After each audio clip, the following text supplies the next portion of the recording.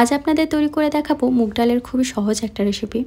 হয়তো আপনারা অনেকেই বাড়িতে এভাবে বানিয়ে থাকেন, তবে যারা নতুন রাঁধুনি তাদের হয়তো কাজে আসবে। তার জন্য আমি এখানে হাফ কাপ পরিমাণ মুগ ডাল নিয়েছি। ফোড়নের জন্য নিয়েছি একটা শুকনো লঙ্কা, গোটা গরম মশলা, তেজপাতা আর গোটা জিরে। গোটা গরম মশলার মধ্যে নিয়েছি এলাচ, লবঙ্গ আর দারচিনি।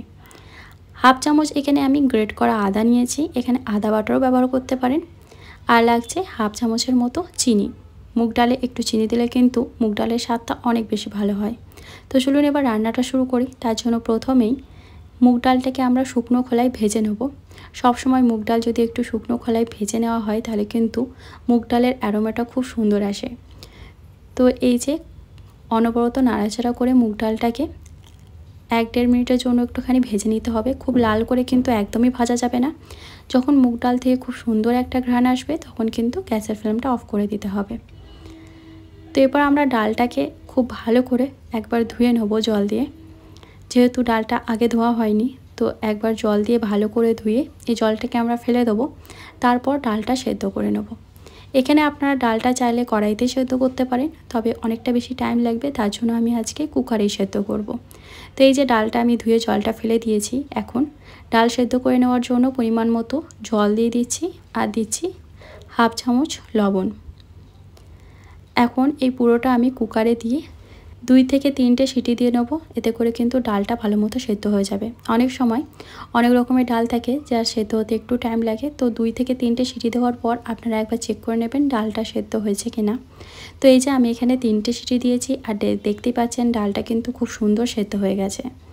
এরপর ডালটাকে ফোড়ন দেব। তার জন্য প্রথমেই কড়াইতে খুবই সামান্য পরিমাণে তেল দিচ্ছি, ওই 1 চামচের মতো। এখন তেলের মধ্যে দিচ্ছি তেজপাতা আর শুকনো লঙ্কা।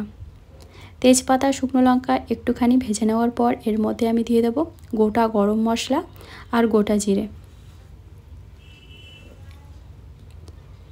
এখন জিরেটাকে একটু লাল করে ভেজে নিতে হবে।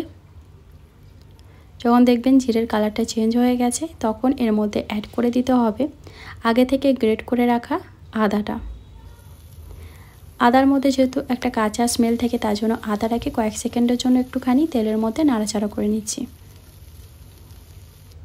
এখন আমি এর মধ্যে হলুদ গুঁড়োটাও দিয়ে দিচ্ছি, কারণ ডালে আমি কিন্তু হলুদ গুঁড়ো দিইনি। হলুদ গুঁড়ো দিয়ে ডাল সেদ্ধ করলে দেখা যায় অনেক সময় ডাল সেদ্ধ হতে অনেক বেশি টাইম নেয়, তার জন্য কিন্তু হলুদ গুঁড়োটা আমি এখন অ্যাড করলাম। হলুদ গুঁড়ো দেওয়ার সাথে সাথে এর মধ্যে সেদ্ধ করে রাখা ডালটাও অ্যাড করে দিতে হবে। বাটি ধুয়ে আরও একটু আমি জল অ্যাড করলাম। ডালটা যেমন গাঢ় বা পাতলা পছন্দ করেন সে অনুযায়ী কিন্তু এখানে জল অ্যাড করতে হবে, তবে মুগের ডাল একটু গাঢ়ই ভালো লাগে। সব কিছু ভালো করে মিশিয়ে নিয়ে এর মধ্যে আমি দিচ্ছি চেরা কাঁচা লঙ্কা 2টো। এখন ডালটাকে খুব ভালো করে ফুটিয়ে নেব 3-4 মিনিটের জন্য।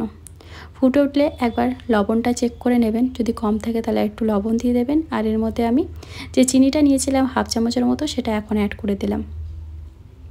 তো ব্যাস, আমাদের মুগের ডাল একদম রেডি হয়ে গেছে। সব শেষে এর মধ্যে অ্যাড করতে হবে 1 টেবিল স্পুন ঘি। তো এইভাবে অবশ্যই একবার মুগের ডাল বাড়িতে বানিয়ে দেখবেন, অসাধারণ হয় খেতে।